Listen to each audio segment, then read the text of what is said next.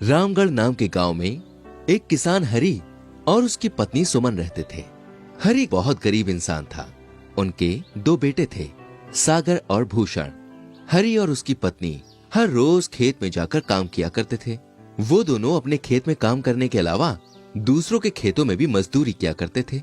फिर भी कुछ खास आमदनी नहीं होती थी और उसकी पत्नी को हमेशा अपने दोनों बेटों की चिंता लगी रहती थी। अजी सुनते हो, अगर ऐसा ही चलता रहा तो हम अपने बेटों का पालन कैसे करेंगे? सुमन, हम दिन रात मेहनत करेंगे। भगवान कभी भी मेहनत करने वालों को पीछे नहीं रखते। सागर और भूषण को ये सब बातों के बारे में पता था कि उनके घर की हालत कुछ खास नहीं थी। वो दोनों भी स्कूल के बाद घर आकर माता पिता को काम में मदद किया करते थे। वो कभी भी कोई ऐसी चीज की मांग नहीं किया करते थे जो उनके माँ पिताजी उन्हें नहीं दे सकते थे। दोनों ही बड़े समझदार थे। अरे भूषण, जरा यहाँ आओ, वो मुझे तुमसे कुछ बात करनी है। जी भैया, अभी आया। देखो भूषण, माँ और पिताजी खेतों में दिन रात मेहनत करते हैं और दूसरों के खेतों में भी मजदूरी करते हैं, लेकिन इस साल बारिश के कारण फसल अच्छी नहीं आई और अब दिवाली आने वाली है, तो हमें नए कपड़े और ऐसी कोई चीज माँ पिताजी से नहीं मांगनी है जिससे उन्हें दुख हो कि वो हमें हर साल की तरह इस साल भी नहीं दे पाए। हाँ भैया, मैं ऐसा कुछ नहीं बोलूंगा जिससे हमारे माँ पिताजी का दिल दुखे। हरि और सुमन खेत से अपने बैल बंदी लेकर आते हैं। तभी सागर और भूषण आंगन में जाकर बैलों को छोड़कर खूंटे से बांध देते हैं और उनको घास डालते हैं। ये सब देखकर हरि मन ही मन में सोच में पड़ जाता है। उसकी आंखों में पानी आ जाता है। हे भगवान, ये क्या किस्मत है मेरी।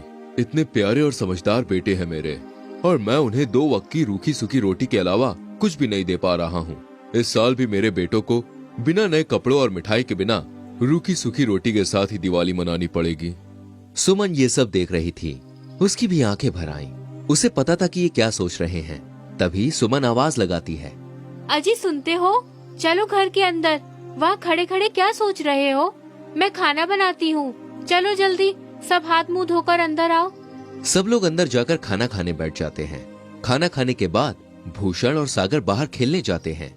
तभी सुमन हरि से कहती है, अजी आप इतना मत सोचा करो, सब कुछ ठीक हो जाएगा। ये सारी बातें हरि के दोस्त चंद्रा को पता लगती हैं कि उसका दोस्त बहुत मुश्किल में है।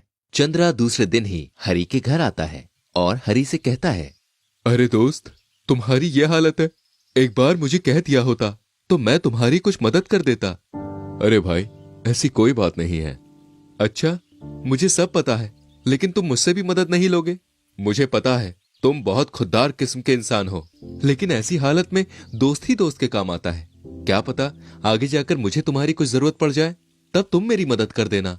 चंद्रा के इतना समझाने के बाद हरि मान जाता है। चंद्रा हरि को कुछ अनाज के बोरे और पैसे देता है और हरि से कहता है, देखो दोस्त, मैंने तुम्हारी मदद की और मुझे ये भी पता है कि तुम अब मेरे पैसे कैसे वापस करूं ये सब सोच रहे होंगे। तुम एक काम करो, दूसरों के खेतों में मजदूरी करने से अच्छा है मेरे कुछ खेत खाली पड़े हैं जिसमें मैं बुआई का काम नहीं करता। तुम वहां खेती करो, उसमें जो भी कमाई होगी उससे तुम मेरे पैसे लौटा देना, और जब मेरे पैसे वापस कर दोगे उसके बाद से तुम्हें जो लगे वो दे दिया करना। इससे मेरे खेत भी अच्छे रहेंगे। ये भी तो मेरा फायदा है ना। अब तो ठीक है। हरि ये सब सुनकर बहुत भावुक हो जाता है। चंद्रा और हरि एक दूसरे के गले लगते हैं। चंद्रा अपने दोस्त को समझाकर वहां से चला जाता है। सागर और भूषण भी ये सब देख रहे थे। भूषण बोला, पिताजी, अब हम दिवाली बाकी लोगों की तरह मना पाएंगे। आप हमें नए कपड़े भी देंगे। हाँ मेरे लाल, हम दिवाली अच्छे से मनाएंगे और खेतों में बहुत मेहनत भी करेंगे ताकि हमारी हर दिवाली अच्छे से जाए। हरि, सुमन, सागर और भूषण नए कपड़े पहनकर इस साल अच्छे से दिवाली मनाते हैं। सब परिवार खुशी से झूम उठता है।